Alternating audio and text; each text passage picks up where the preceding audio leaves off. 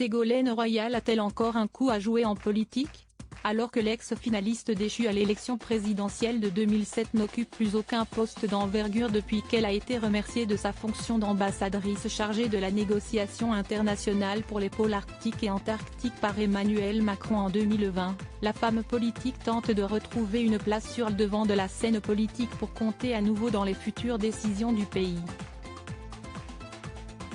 Désormais anti-macroniste, l'ex-compagne de François Hollande a d'abord essayé de devenir sénatrice PS avant d'échouer et semble désormais draguer du côté de la France insoumise, ayant apporté son soutien à Jean-Luc Mélenchon en 2022. Ce mercredi 31 mai, dans les colonnes du Canard enchaîné, des précisions semblent avoir été apportées sur ces plans. Alors que certains de ses interlocuteurs ont rapporté qu'elle se demanderait « Comment vais-je faire pour venir ?», il semblerait qu'une piste se dessine pour celle qui a déjà croisé le roi Charles III au cours de sa vie, être à la tête d'une liste commune entre les partis LFI et PS pour les élections européennes à venir, en juin 2024.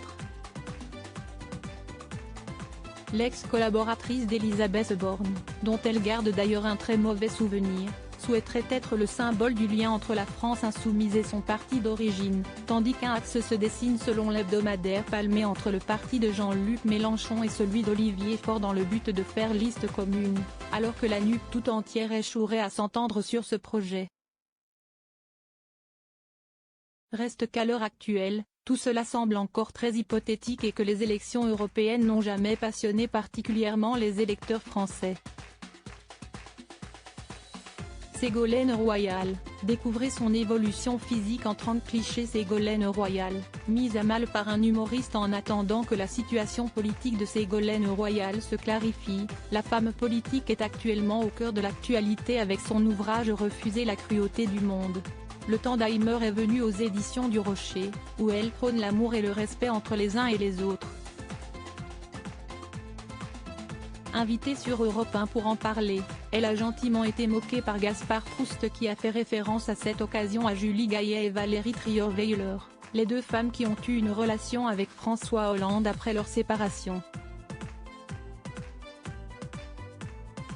D'abord gênée, Ségolène Royal a fini par s'amuser et rire avec l'humoriste de sa boutade. Crédit photo, MPP.